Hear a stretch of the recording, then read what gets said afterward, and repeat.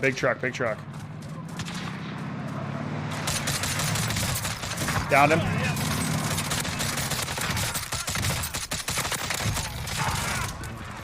Yep.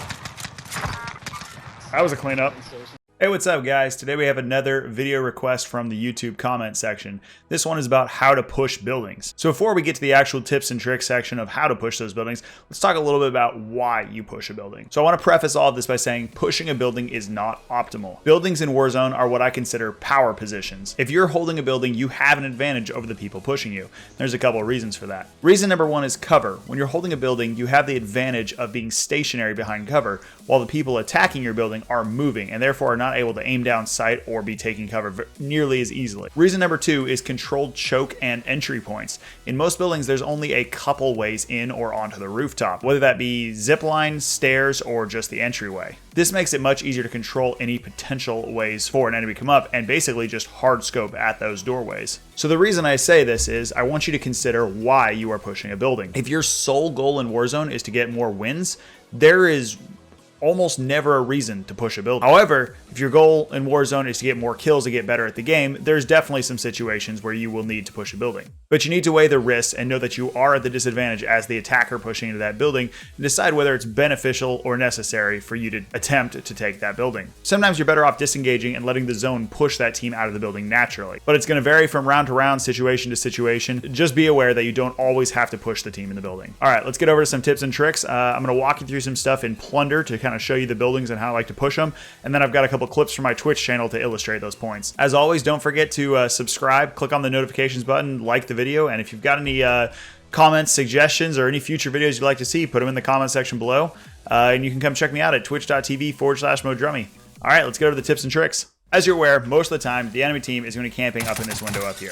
Optimally, you or your team can get an early knock, whether that's from a snipe, beaming a guy in the upper window. Whether you get that early knock or not, I like to chuck a little grenade through the window. This does two things. If you got the knock, it normally either finishes it or it cracks the player who is rezzing them, which weakens them up and makes it a lot easier. If you didn't get the knock, or even if it doesn't crack or finish anybody, that explosion tends to disorientate the enemy as well as doing that extra damage to make your job a little bit easier. At this point, I like to think like the other team. There's basically two spots. They know there is only one entry point to this house, and it's the stairwell. There's basically only two spots. They're either sitting back here somewhere aiming at the stairs, or they're going to be top of stairs aiming down at you here. So when you come to the house, the first thing you're doing is checking that top of stairs. If you see a guy there, jump to cover, immediately reach out. 99.9% of the time, that guy's shooting the second you're out of sight, he stops firing, and when you jump back, you get that advantage. You normally get a knock or at least a crack right there. This is where it's helpful if you're not solo pushing. These houses to me are very difficult to solo push because of only having one entry point. Your mobility is kind of limited. If you have a teammate, you guys can trade, and what I mean by that is if you took damage while spraying this guy, you jump to the side and your teammate steps up and now he's laying down fire. So you're basically taking turns, spreading out the damage and the ammo being used. So you're not reloading at the same time and not plating at the same time. Makes it very difficult on the enemy. Once you've knocked or cracked the guy holding top of stairs, if he was there in the first place, he'll have moved back to plate. So now you're at basically point B, wherever that other player might have been. So what I like to do at this point is a little slide up the stairs and turn around. We're assuming there's two or more players up here. I'm running up, I'm sliding to break the aim, shooting, but I'm already moving back down. So what that looks like is, and then I'm out of sight. They're not going to knock me in that amount of time. They might crack me, but I normally get a down in that time. And then this second I get down here, my teammate's doing the same thing. So what happens is they're shooting. So let's just show that again. Basically, I'm shooting, I'm sliding back down. My teammate immediately takes that spot, jumps up here.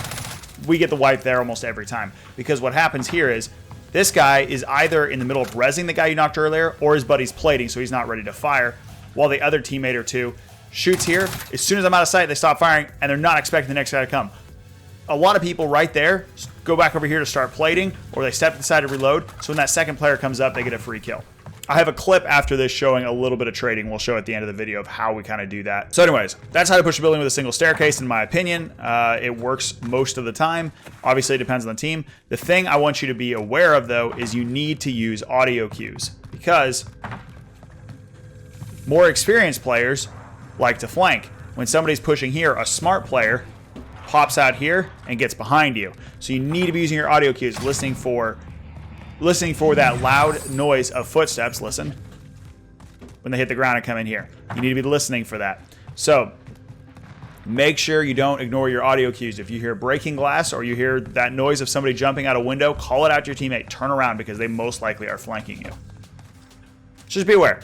This is why I say it is not optimal to push buildings. Those people are in a power position. Okay, so personally, I hate pushing buildings in downtown, and I don't know anybody who does like doing it. I avoid it at all costs, and if you watch any high kill gameplay from other streamers, you'll notice they avoid it at all costs too. It's just not a smart play, and there's a couple good reasons for that. One, use a zip line, you're committed. No matter what is at the top, if you zip line up and somebody's watching it, you're dead. You just do not win that fight. Unlike with a staircase, where you can fake challenge, drop back down, and you have time to jump out, replate, reposition. You can't do that with a zip line. The exception to that rule, I'd say, is if you're attempting to flank with your teammate. So me and my team will sometimes send one player up the stairs and one player waiting at the base of the zip line. When this player gets to this last landing before the top, he calls out his buddy on the zip line and says, go ahead and go. That guy starts zipping, and right as he gets to the top, I'll jump out here, and whoever's holding that zip line has to pick one. He's either shooting at me in the doorway or shooting at the zip line. Again, this is a last resort tactic because if you're pushing a full team, there's more than enough to cover both sides. So the other option I found to work some of the time on these tall buildings is carrying a precision or a cluster to force the team either off the building or down the stairs towards you. Same sort of thing applies. We'll have a teammate or two in the stairwell and then one or two at the base of the building in case they jump, call in a cluster or precision, and they have a choice. They either have to push this stairwell, in which case I now have the advantage because I'm hard aiming that doorway, or they can jump off and have my waiting teammates there to shoot at them or beam them out of the sky. And then the third thing that applies to all building pushes is stun grenades. Stuns could be a good equalizer for making a push. If you come up to this corner, bounce a stun off that, it can both act as a recon and tell you where the player is because you will see the X marking that it actually hits somebody, and also obviously slow them down so that you can push and take them out. I'd like to reiterate again what I said at the beginning of the video. I don't think pushing buildings is optimal. All things being equal, if you're pushing a decent team, they do have the advantage on you by holding that building. It's unfortunate and it encourages a camping meta, but it is just a fact of Warzone. One thing that can negate that, at least on some of the small houses and medium-sized buildings, is knowing some of the secret jump spots around Warzone. There are actually some cool hidden ledges and ways to hop in second story windows that aren't using the stairs or ladders. I would show you those myself, but IcemanIsaac did such a good job putting it together, I feel like it'd be a waste reiterating his content. So instead, I'm going to link his secret jump spot videos in the description below, and I highly encourage you to check them out. They've helped me get a lot of different squad wipes on people in buildings just by hopping up through a window they weren't expecting me to come through. All right, with that gone over, I'm going to show you a couple clips from my channel, me successfully pushing buildings and doing some of what we just talked about here. All right, in this first clip, we're pushing a 2-story building. As we talked about, we peek that window and we start with chucking a nade up there as kind of recon.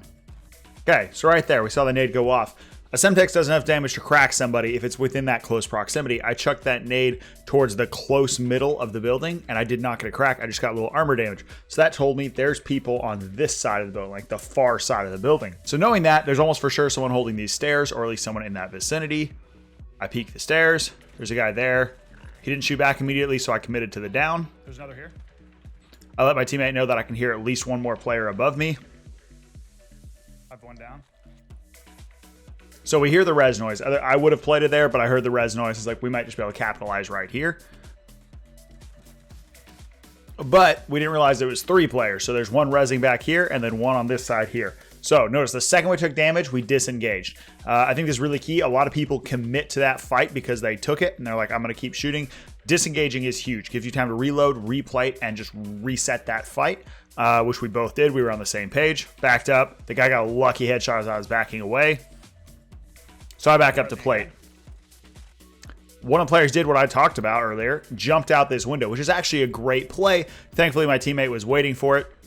So when he jumped down, he immediately beamed him and got the kill. Great play from my teammate to counter that. We know we have one full killed. We had down one, which I could hear rezzing right now, and we know we have one up doing the rezzing. So currently it's 1 player and about to be 2 up. I hear the res complete. So I checked that again in case he was holding that spot, and I couldn't tell. He wasn't, and I decided my teammate's not yet ready to fight. He's got no plates on, and I have to put another plate on if I want to be full. So it's smarter to reset this fight rather than potentially me getting knocked and finished for no reason. We have a 2v2. As you see from this, my teammate chucked a thermite in the window, which could potentially re-knock that player that was just res since they're at low health, as well as just being a distraction and buying us a little time to plate up. He called out to me that he cracked one of them, so most likely the guy who did the resing since he's already plated. Okay, so I had checked that again. They weren't there, so I knew they had to be on this far side. My teammate was covering and they hadn't jumped out, so it's the only spot that could be. Immediately flip around and beam one of them, and I disengage. So this next part is a bit of an aggressive play, kind of a calculated risk. My teammate's at full plates. He's pushing in now. We have a 2v2. I downed one. We have a 2v1. So I immediately rechow this fight, but I chuck a grenade first. So what I'm ensuring with this is this player's already low health from being down, from being thermited. They're not fully plated. I've downed his teammate. There's one player up. That nade's probably going to kill him anyway, but if he has a plate on, I'm going to shoot. As you'll see, I end up getting the kill before the nade goes off, and the nade actually downs me, but I didn't realize I was within the blast radius when that went off. That was a calculated suicide is what that was. And apparently it was a calculated suicide according to me. So basically exactly what we talked about: engage, disengage, kind of trade off who's taking and dealing the damage so that you can spread out and time your reloads to keep the pressure up. And don't feel like you have to fully commit to a fight to the death. Be willing to reset those fights often. And just keep in mind that those rechows are deadly. This clip I think I've shown before on this channel, but it illustrates very well how to push a building like this, using a jump spot as well to throw off the enemy's aim. So I thought I'd use it again just to demonstrate and for anyone who may have missed it. So start off getting just an easy down right off the bat. So at this point we are in squads, so we assume it's a 4-man team. We have one down. Did not get the finish, so he's most likely going to get rezzed. My teammate just went down as well. So coming up these stairs, I hear this guy plating above me, so I decide I can probably take this fight right off the rip. The time it'll take him to go from plating animation to shooting, I can most likely kill him. And I do take very, very little damage. So here, I only lost one plate. I still have 30 bullets. Knowing that teammate's going to push, I basically have two options. I can run back down the stairs and plate up and reload, or I can do what I do here and utilize a jump spot. Again, check my description for the IcemanIsaac videos on some cool jump spots. This is a super simple one. Because this player, as you can see, is watching the stairwell. Because as far as he knows, the only way up is the zipline and stairwell, which are both right here on this side. So he thinks there's only one way for me to come out. He's hard aiming the stairwell, as he should, but I came at it at an expected angle and get an easy down on him. And if you watched my movement video from about a month ago, the last guy is a pretty simple B-hop and rechow. Nice. B-hop the corner, crack him, jump back, rechow. Fairly easy squad wipe. So I hope that helps some of you who may not know effective ways to push buildings. And don't be afraid to disengage or take another fight. Sometimes the most effective way to eliminate players that are camping in a building is to let the zone push them to you. Let me know in the comments below if there's anything else you'd like to see, and come check me out at twitch.tv/modrummy. See you there.